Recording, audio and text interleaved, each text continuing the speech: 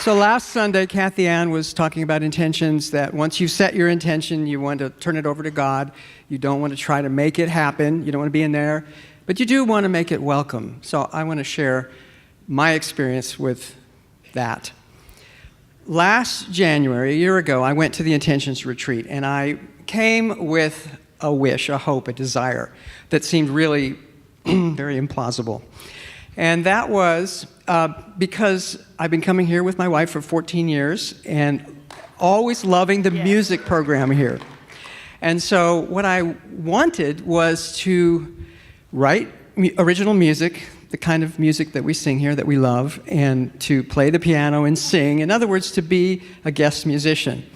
Now, that was implausible to the point of impossibility to me, because although I play the piano, I've never been a professional. I don't have much stage experience. I had never taken voice lessons. And if I compare myself to Jonathan has a degree in vocal performance, and it shows. And the one thing that I had going for me was that I wrote music. I wrote melodies, and I thought they were good songs. So that was in my favor. When I started coming here many years ago, I tried my hand at writing music for church. And I even gave some of the songs to the music director at the time, Eric Odell. But they were clunky, they were terrible. They were too complicated, they were preachy, and they were boring. So, nevertheless, I still had the dream. And in the Intentions Retreat, I declared that I wanted to express God through music, and I wanted to rock the house at CSL.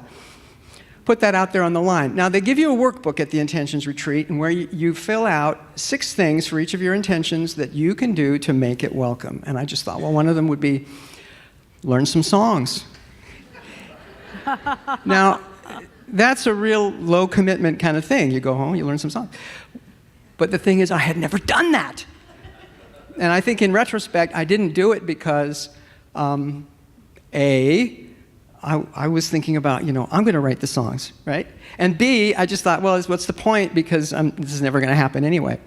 But once I put in mind to make it welcome, it occurred to me, well, if I ever actually did do this, I would need to know some other songs. So it took me a couple months to get hold of the music, and I wasn't really thinking about that this was any big deal, but I started learning the songs. I'd wait for my kids to go to school and my wife to go to work because I didn't want to bother them or embarrass myself. But every day for about 15, 20 minutes, I would play some of these 3 songs. And after a month, I started to learn them by heart. And I really enjoyed it. I would imagine, as I was playing, that I was interacting with the congregation, and it was really, in my mind, it was this great experience. It was like as good as the experience itself. Except it wasn't real, fantasy. But what I didn't realize was that it was rubbing off on me.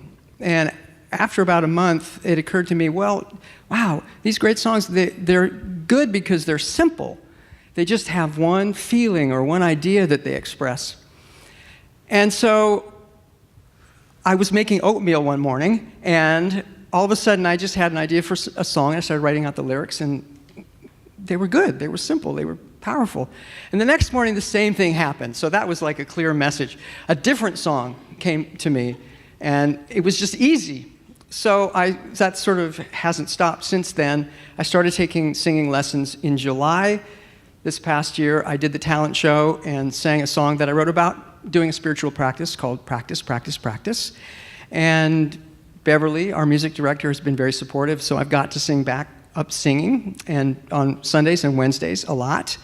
And so this Wednesday, Reverend Barbara's doing a talk on intentions, and I am the musical guest. Yay! Thank you. So I hope you can make it. Thank you very much.